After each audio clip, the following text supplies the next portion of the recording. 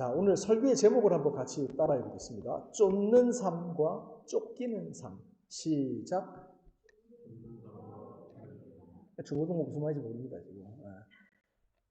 쫓는 삶과 쫓기는 삶. 혹시 제목만 있으면, 제목 섹션만 해주세요.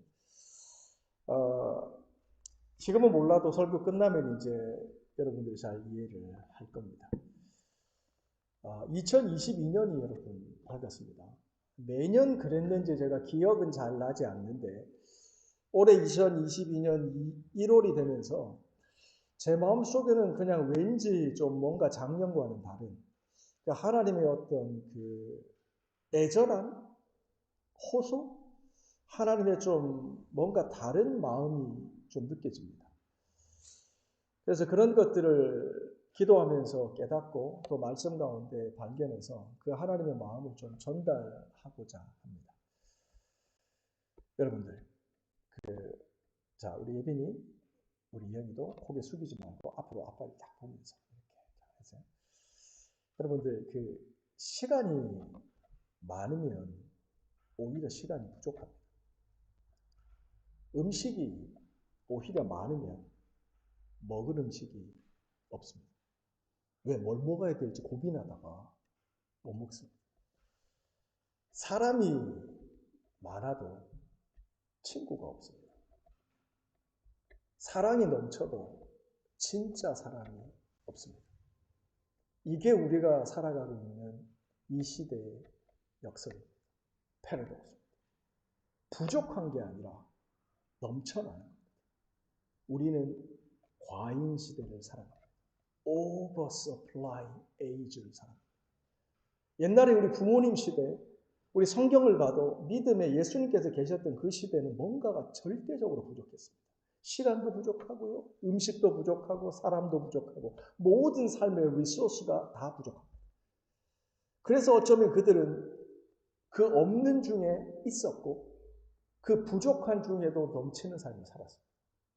근데 뭐가 문제인지 모르겠지만 우리들이 살아가는 요즘의 시대는 넘쳐나는데 부족합니다. 사람은 넘쳐나는데 진짜 사람이 없고 사람은 넘치는데 친구가 없습니다. 음식은 넘쳐나는데 우리들을 건강하게 해줄 진짜 음식은 부족합니다. 시간은 그렇게 많은데 시간이 부족함을 더 느끼는 이 아이러니는 뭐냐라는 거죠. 오늘 본문 말씀을 보면서 이게 이번 주 금요일 큐티 말씀이죠.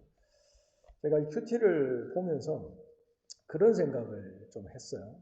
여러분들은 우리 집사님들 마찬가지고요. 우리들이 신앙을 가지고 믿음으로 세상을 살아갈 때는 여러분 세상과 소통하며 사는 겁니다. 커뮤니케이트 하는 겁니다. 뭔가 낙엽이 하나 떨어져도 느끼는 거죠. 뭔가 내 삶에 지훈이가 우리 백성교사님 딸이죠. 4개월 동안 배 타다가 돌아왔어. 쟤 누구야? 라고 많은 게 아니라 뭔가 커뮤니케이트 하는 거죠. 내 삶에 일어나는 일들과 지속적으로 대화하고 소통하며 사는 게 믿음으로 사는 겁니다. 정리해서 얘기하면 무관심한 게 아닙니다. 관심을 가지고 세상을 바라보고 관심을 가지고 사람들을 바라보고 그리고 그 사람에게 그곳에 내가 뭐 도울 것 없나? 내가 뭐 섬길 것 없나? 하나님께서 내게 저 상황과 저 사람에게 나로 하여금 뭔가 순종하게 하실 건 없나? 라는 것을 생각하고 사는 게 믿음으로 사는 겁니다. 그래서 믿음으로 사는 사람들은 세상에 무관심하지 않습니다. 내 네이버의 삶에 무관심하지 않습니다. 내가 뭔가를 할 수 있어서, 내가 뭔가를 가지고 있어서가 아닙니다. 내 안에 계신 하나님께서 그들의 삶에 관심을 가지기 때문인 거죠. 제가 아까도 말씀드린 것처럼 우리가 살아가고 있는 이 시대는 오버서플라이, 넘쳐납니다. 그래서 홍수의 시대에 살아가고 있습니다. 그래서 물은 많은데 마실 물이 없는 겁니다. 그래서 이 시대는 점점 여러분들 그거 있잖아요. 홍수가 나면 거기서 물에 빠져본 분은 알겠지만 그 물에 안 빠지려고 어떻게 하죠? 무거운 것은 가라앉고 가벼운 것 뜨잖아요. 그래서 이 홍수의 시대는 철저하게 인식하건 인식하지 못하건 그 시대를 살아가는 사람들에게 가벼움을 강요합니다. 가볍게 살아가라. 진지하게 살아가지 말라는 거. 두껍게 살아가지 말라는 거. 얇게 살아가라. 왜? 생존해야 되니까. 그래서 이 시대의 목적은 생존입니다. 서바이벌입니다. 뭐 때문에 사느냐는 중요하지 않습니다. 일단 살아라. 가볍게, 진지하지 말게, 얇게. 근데 2022년을 열면서 제가 누가복음을 묵상하고 연구하고 읽고 하면서 하나님께서 AD 70년경에 그 시대가 바뀌고 교회의 미래가 아득한 그 흔들리는 시대 가운데 하나님께서 그 초대교회 사람들에게 말씀하셨던 것은 가벼움이 아닙니다. 오히려 그 가벼움을 요구하고 얇게 살아가고 생존에 급급하기 쉬운 그 시대에 하나님은 오히려 두꺼운 삶, thick, 무겁게 살아가라. 이건 뭐죠? 반대로 살아가는 거예요. 반대로 살라는 거예요. 사람들이 가는 대로 살지 말라는 거예요. 사람들이 하는 대로, 세상이 원하는 대로 살지 말라는 거예요. 최소한 반대 방향에 서 있으라는 거예요.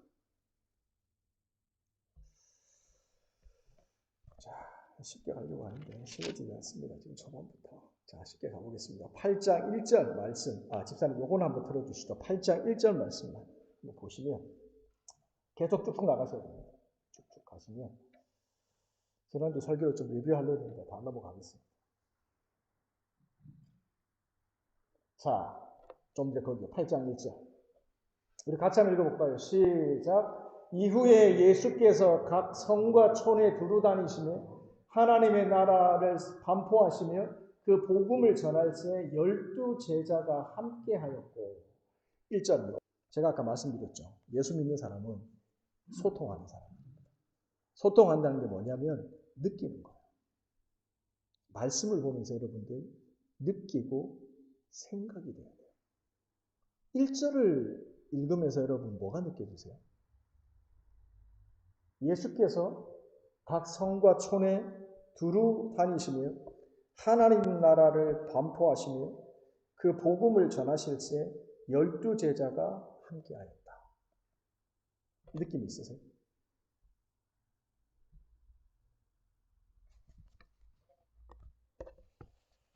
제 눈에는 이게 어떻게 읽혀지냐면 예수님의 삶은 바쁘고 피곤한 일정이었습니다. 한 일이 끝나면 그 다음, this town 끝나면 another town. 한 일이 마치면 그 다음 일이 또 이어집니다. 영어 성경 뒤에 좀 넘겨주시면 죄송합니다. 안 한다 그래요. 자꾸 시키죠. 그렇죠? After this. 이 일이라는 게 뭐냐면 사실은 누가복음 4장부터 출발해요. 예수님께서 베드로의 그 장모님의 마더인로가 아프셨잖아요. 고쳐주시거든요. 하이 피버에 의해서 힘들어하는데 고쳐주셨어요. 어떻게 고쳐주셨죠? 꾸짖어서 고쳐주셨어요. 뭐냐면 우리가 영적으로도 예수님이 고쳐주셨고 육적으로도 고쳐주셨다는 거예요. 영적인 문제, 마음의 문제도 고쳐주셨고 육신의 질병도 고쳐주셨다는 거예요. 그랬더니 그 소문이 동네에 퍼집니다. 그래서 가버나움에 살고 있는 온갖 질병을 가진 자들이 시몬의 장모의 집으로 몰려들었더라. 라고 누가복음 4장은 기록합니다. 그러자 예수님이 어떻게 하셨죠? 그 사람들에게 일일이 안수하여 고치시더라. 생각해 보세요. 시몬의 장모가 고침받았고 그 동네에서 이 소문이 퍼지면서 좀 아픈 사람들이 다 몰려들었어요. 그래서 예수님이 한 명 한 명 다 손을 얹고 기도해 줬어요. 시간이 많이 흘렀겠죠. 밤이 샜습니다. 그래서 예수님께서 새벽이 되었을 때 혼자 기도하라고 하시죠. 그랬는데 사람들이 예수님을 찾아옵니다. 뭐라고 얘기하죠? 예수님, it's second day. 어제보다 더 사람들이 많이 몰려왔어요. 자, 2차 치유 집회를 시작하시죠. 라고 예수님께 얘기합니다. 그랬더니 예수님 뭐라 그러세요? 아니다. 사람들이 어제보다 더 많이 몰려왔을지 모르겠지만 나는 다른 마을로 간다. 라고 얘기하시고 예수님이 갈릴리여로 회당으로 전도하러 떠나셨다라고 얘기합니다. 그때부터 쭉쭉 이어집니다. 백부장을 만나고 또 병자를 만나고 쭉쭉 이어져서 after this 예수님은 또 여행하기 시작합니다. 어디로? From one town to another. 제가 이 말씀을 보면서 느낀 건요. 예수님의 삶은 바빴습니다. 피곤했습니다. 그런데 흥미로운 건 예수님의 삶은 쫓기는 삶이 아니라는 겁니다. 그분은 바쁘고 그분은 피곤했지만 예수님의 일정은 무언가의 시간에 사람의 일정에 쫓기는 삶 같지 않아 보인다는 겁니다. 우리가 지난 주간 얘기를 들어도 아까도 말씀드렸잖아요. 뭔가 부족한 것 같아요. 그래서 시간이 늘 부족함을 느끼죠. 뭔가 내게 좀 돈이 좀 많아서 넉넉했으면 물질에 쫓깁니다. 뭔가에 우리는 끊임없이 쫓기는 부족함을 느끼며 살아갑니다. 근데 예수님의 삶을 성경을 통해서 쭉 살펴보면 그분은 오히려 정말 바쁠 것 같고 정말 피곤해 보이는 그 살인적인 일정인데 그분의 삶은 쫓기는 삶이 아니라는 걸 알 수가 있습니다. 자, 집사님 조금만 넘겨주시죠. 좀 전에 말한 내용이죠. 계속입니다. 여기입니다. 누가복음 4장을 보면 말씀드린 것처럼 날이 밝습니다. 또 다른 날이 됐습니다. 또 내게 살인 일정이 바쁘고 피곤한 날이 기다리고 있습니다. 그런데 예수님께서는 말씀드린 것처럼 무언가에 쫓기는 듯한 초치는 삶, 초에 쫓기고 분에 쫓기고 사람에 쫓기는 삶을 살지 않고 아주 삶이 컨트롤된 모습을 보이죠. 그 이유가 비결이 뭐 있었을까? 어떻게 그렇게 삶을 살아갔을까? 라고 보니까 누가복음 4장 42절에 이렇게 말씀이 기록되어 있죠. 제가 읽어드립니다. 여러분 이미 큐티하신 내용인데요. 제가 읽어드립니다. 4장 42절입니다. 날이 밝으면 예수께서 나오사 Jesus went to the solitary place. 예수께서 한적한 곳에 가신다는 거예요. 제가 누가복음을 계속 읽어가면서 여러분들 지금 저희가 8장까지 와 있죠.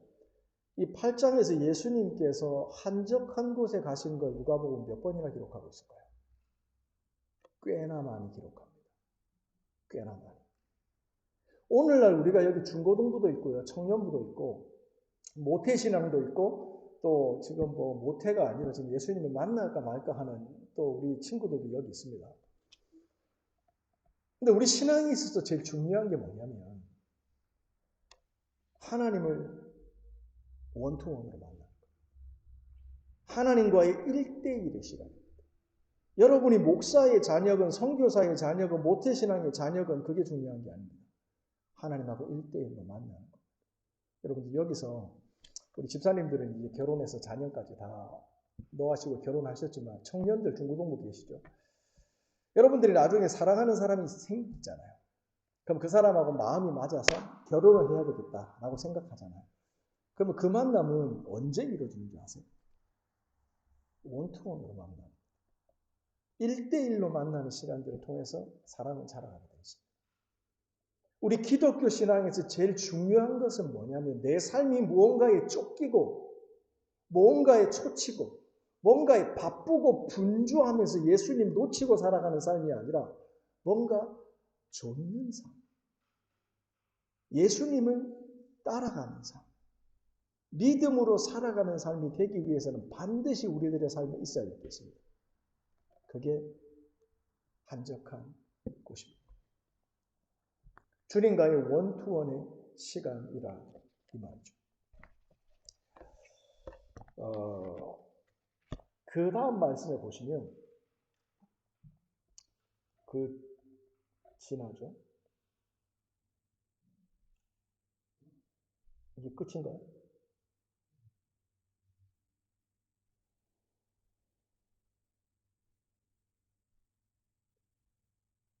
그 다음이 없네.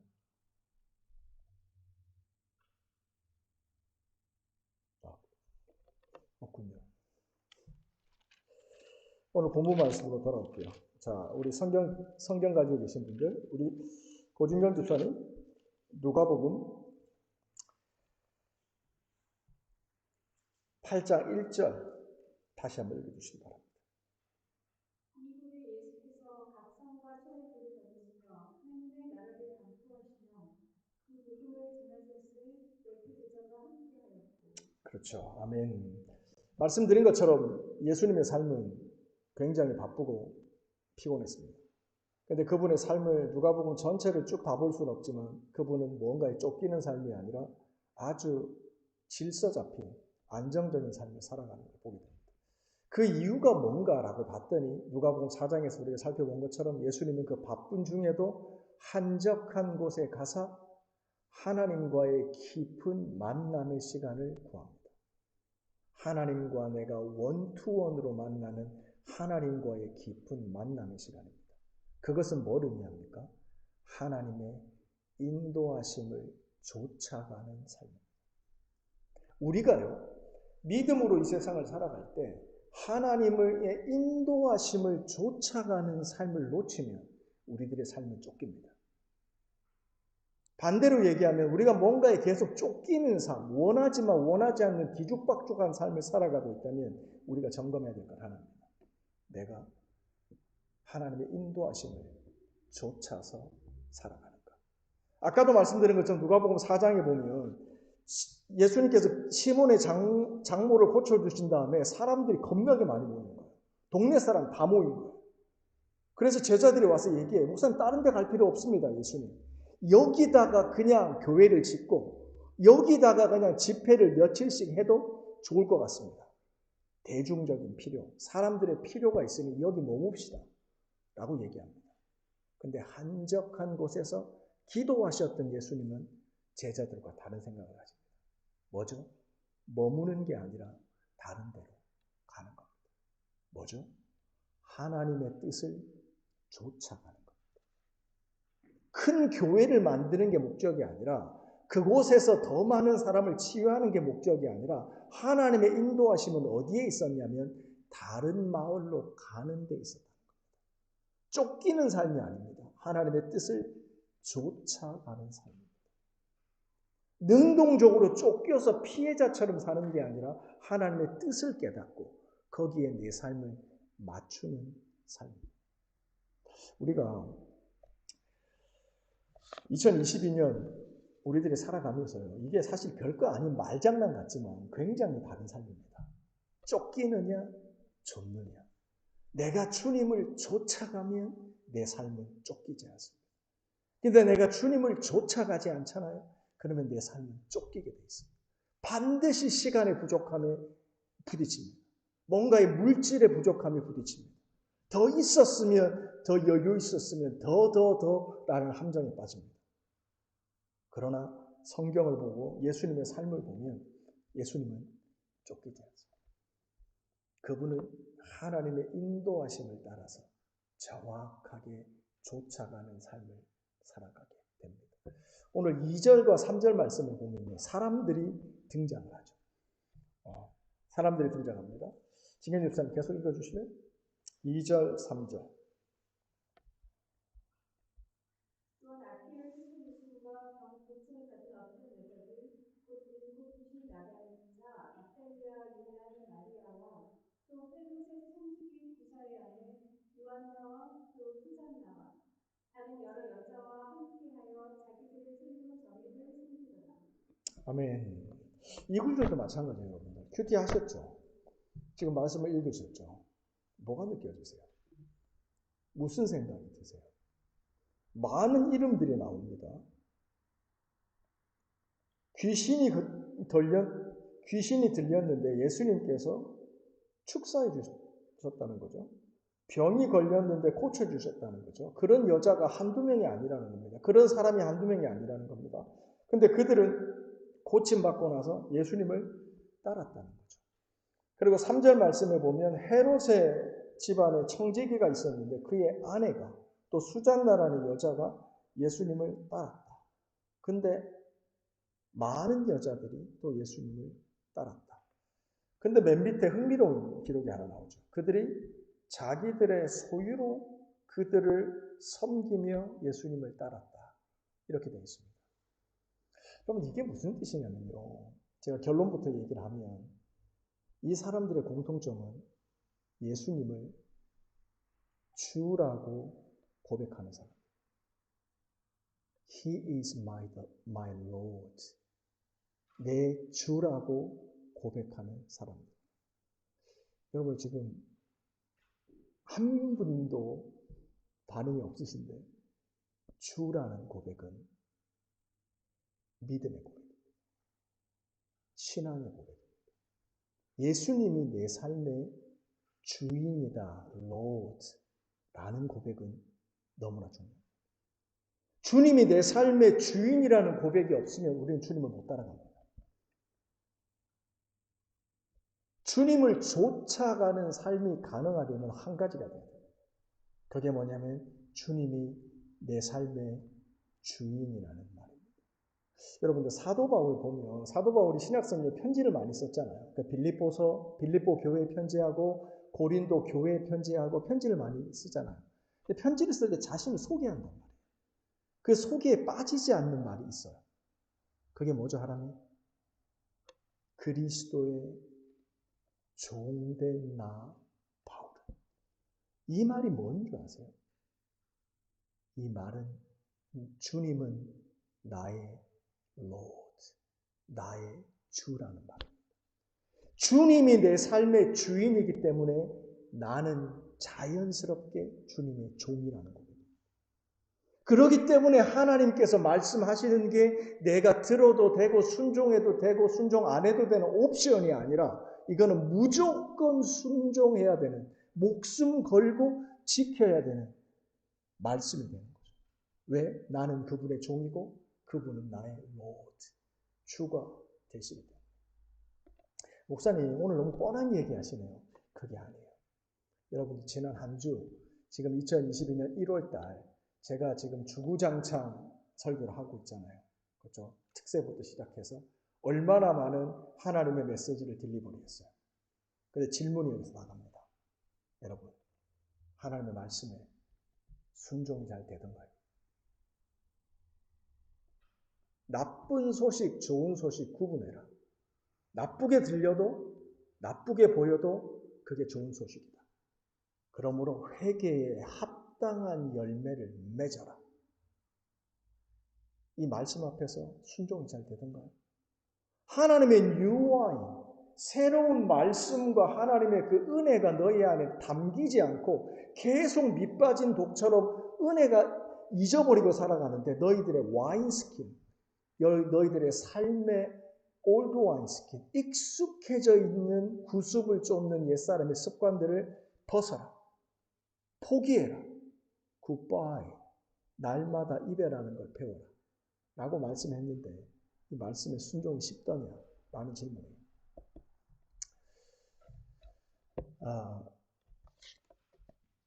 사실 오늘 설교는 이 질문에서 시작을 했어요. 제가 최근에 이제 예인이가 크면서 예인이하고도 이제 믿음에 대해서 얘기도 자주 하고 예인이의 고민도 듣고 또 제 고민도 얘기를 하죠. 근데 예인이의 고민이 예인이만의 고민은 아니에요. 그게 뭐냐면 순종이 쉽지 않다는 거예요. 그래서 우리는 어떻게 하게 돼요? 더 부지런히 신앙생활을 하면 되나 보다 라고 하고 결심을 해요. 그리고 뭔가 생활의 패턴을 바꿔보면서 뭔가 다른 노력들을 시도한다는 거예요. 그거 중요해요. 근데 그거보다 더 중요한 게 있어요. 이게 안 되면 그 노력은 의미가 없어요. 그게 뭐죠? 주님이 진짜 여러분의 주인이냐는 거예요. 주님이 진짜 여러분의 주인이고 나는 주님의 종이냐 라는 관계가 바로 설정되어 있냐. 이 관계 아래 서 있지 않으면 주님을 쫓아가는 것은 안 되게 되어 있습니다.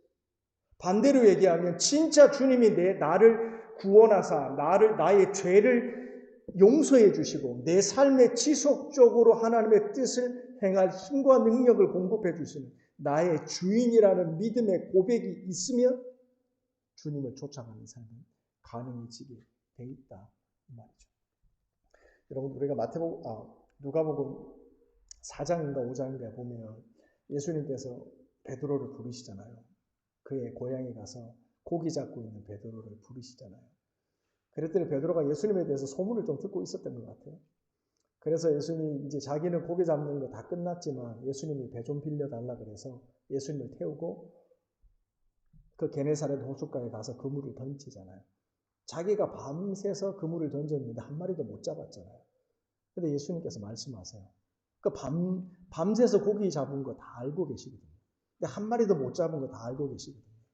그의 인생이 노력했는데도 안 된다라는 실패감에 젖어 있었던 거 알고 계시거든요. 근데 예수님께서 베드로의 배에 올라타서 말씀하시죠. 뭐라 그러시죠? 한 번 더 그물을 던지라. 깊은 데로 가서 그물을 던지라는 거예요. 근데 우리가 잘 아는 것처럼 그 뒤의 내용은 그렇게 끝납니다. 그물을 던졌고 말씀에 의지해서 그물을 던졌고 내가 밤새서 노력해서는 안 됐는데 하나님께서 주시는 그 은혜로 많은 고기를 잡게 되는 기적을 체험하게 되죠. 제가 왜 여러분이 잘 아는 이 말씀을 드리냐면 이 사건을 전후로 해서 베드로의 삶에 놀라운 변화가 일어납니다. 그게 뭐죠, 지금?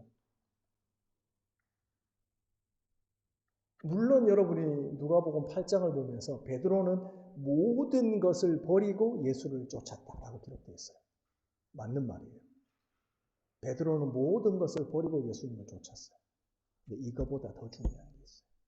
이게 되려면 전제돼야 되는 게 있어요. 예수님께서 베드로의 배에 탔을 때 베드로는 예수님을 뭐라고 부르죠? 선생님이라고 부릅니다. 랍비야. 내가 밤이 새도록 고기를 잡으려고 했지만 못 잡았습니다. 이게 베드로가 예수님에 대해서 가진 믿음입니다. 랍비야. 선생님이에요. 많은 사람들이 그냥 성경 좀 가르친다는 성경 교사들을 향해서 불렀던 호칭입니다. 근데 그가 예수님의 기적을 체험합니다. 그리고 난 다음에 베드로가 예수님을 부르는 호칭이 바뀝니다. 어떻게 바뀌죠? 찾아봅시다. 5장으로 갑니다. 누가복음 5장입니다. 자, 우리 지훈이 배 타고 왔는데 우리 배 타고 있는 베드로 얘기 한번 읽어주시면 감사하겠습니다. 성경 찾으시고요. 누가복음 5장 5절부터 좀 읽어주시기 바랍니다. 누가복음 5장 3절부터 지훈이 성경 있죠? 네.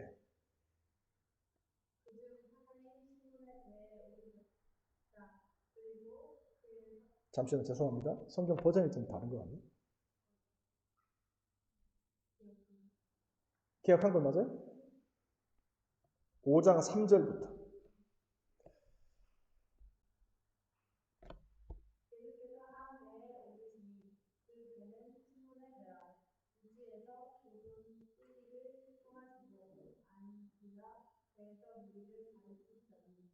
말씀을 마치시고 시몬에게 이르시되 깊은 데로 가서 그물을 내려 고기를 잡으라.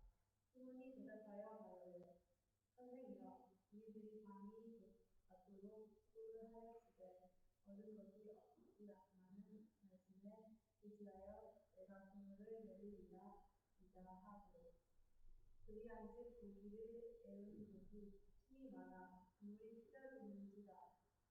이에 다른 배에 있는 누구를 승집하여 와서 구하달라 하니 저희가 와서 그 배에 태우매 잠기게 되었더라. 시몬 베드로가 이를 보고 예수의 무릎 아래 엎드려 가로되 주여 나를 떠나소서 나는 죄인이요 이웃소이다. 아멘. 8절입니다. 시몬 베드로가 이를 보고 예수의 무릎 아래 엎드려 가로되 뭐죠? 선생님? 아니죠. 주여. 주여 나를 떠나소서.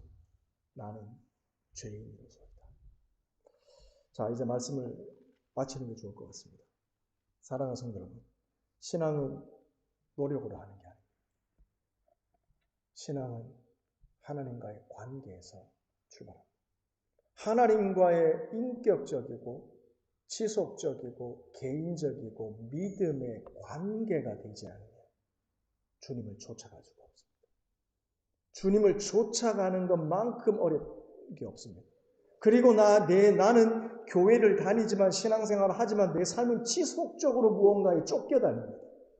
해야 될 일들, 교회 다니니까 뭐 이렇게 할 일이 많아요. 쫓겨다닙니다. 행복하지 않습니다. 피곤합니다. 이렇게 살인 일정이 연속입니다.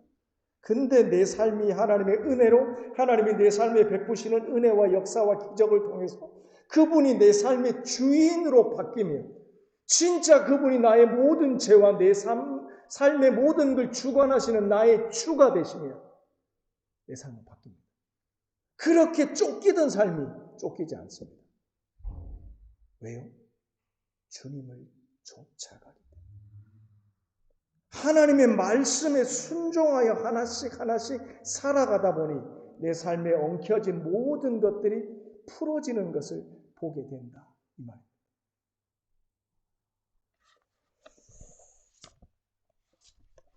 그러므로 누가복음 8장에 돌아와서 많은 여인들의 이름이 나오죠.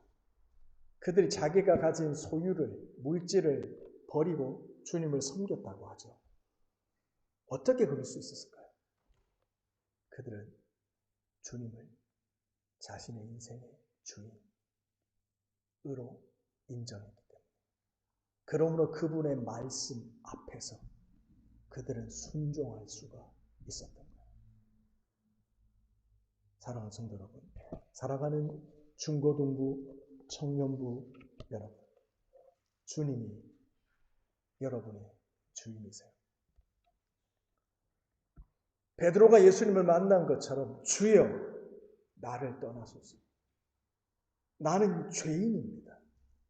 정말 이기적으로 살고 거짓말하며 살고 가볍게 생존하며 세상의 즐거움을 쫓아 살아가는 나.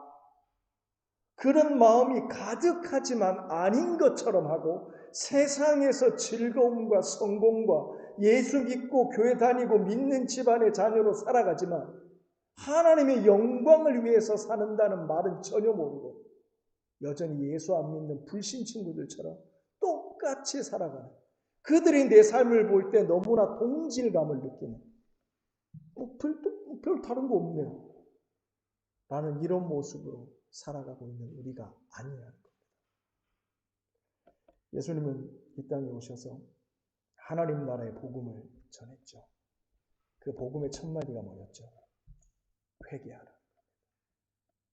인생의 다이렉션을 바꾸라는 거예요.